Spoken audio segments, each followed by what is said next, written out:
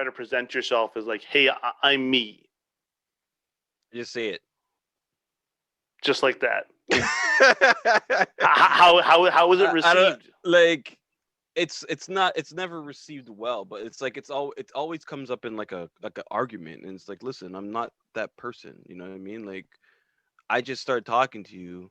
What are you talking about? Always, this always happens. How can this always happen if we just met and we just started talking? You know what I mean? Like, you can't just infuse your past relationship and trauma into this one and then be like, why isn't it working?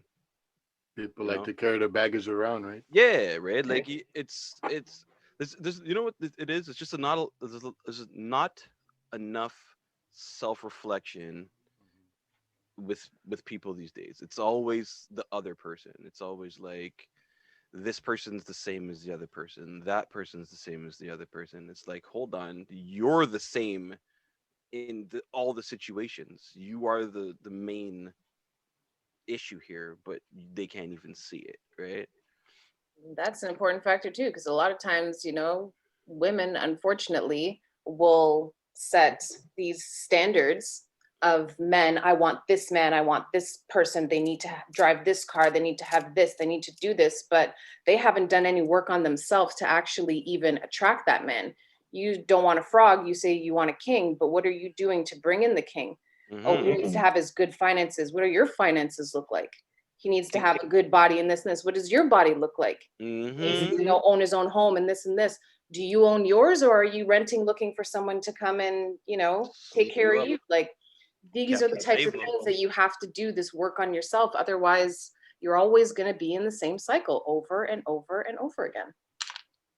And it becomes, I think, problematic when we get into these, like, especially in the digital age, these text war exchanges with people where you start arguing and you just realize, like, you're being defensive, they're being defensive, everybody's just finger pointing at each other. And especially for those of us who are dating or trying to after the fact, it's, you said this about me, so I'm going to say this about you, right? I know for a fact, like, that has always been my de facto, like, defense reflex, like, just like, like jackrabbit, like, like, don't talk about me that way, right? And I look back at some of these chats or some of these moments, and I'm like, yeah, I get very defensive at times when a woman will say, well, you don't have this in order, or you're like that, you're this, and I'm like, well, what about you? Like, you're accusing me of the very same things, talking about kids, right? Like, oh, what kind of, one woman said, well, what kind of relationship do you have with your kids? Do they respect you, and do they love you? I go, well, who are you to tell me that? Like, you're just brand new to the situation.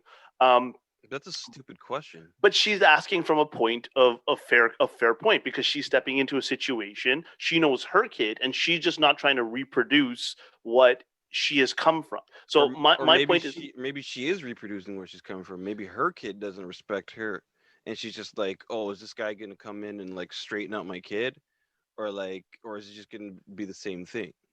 yeah, and I think these things are loaded, because sometimes the question being asked is never the actual question. It's like iRobot, where Will Smith has got to keep asking the right question, and then the holograph will give him, like, that's the right question. And you realize that's the right question. Yeah, and great movie, by the way. Honestly, so good. I always decide which I like more, iRobot or I Am Legend, and like I can never decide. I Am Legend. iRobot. Look at that. We have it. iRobot. So like it's like, I actually think both of those have a really strong place in my heart.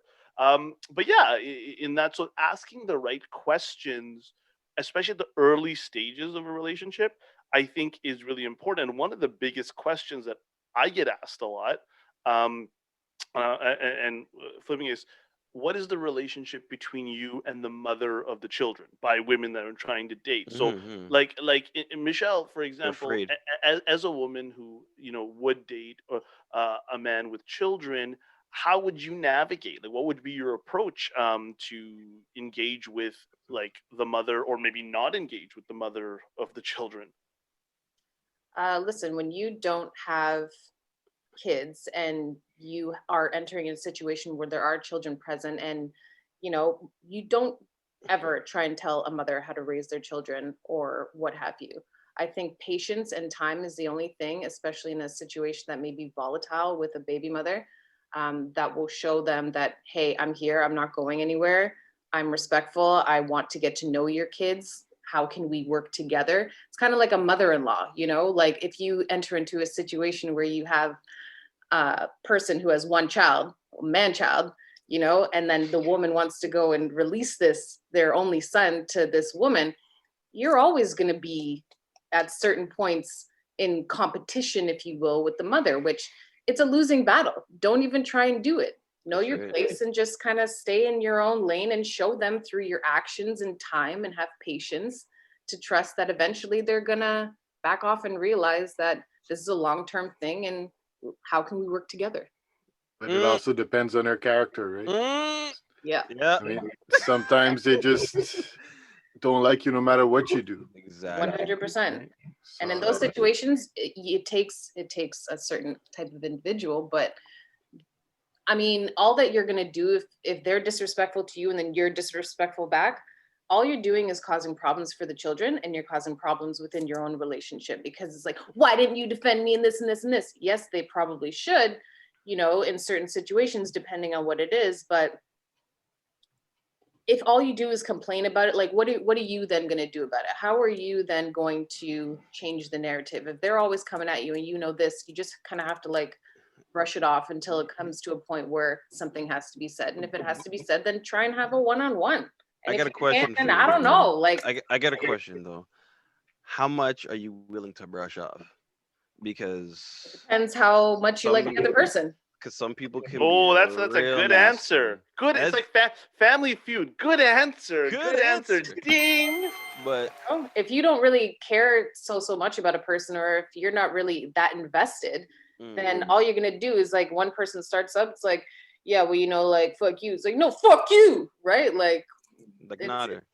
You're just gonna walk out the damn door. Yeah, But if you genuinely like a person and you want that relationship to work, you're gonna try your best to make it work.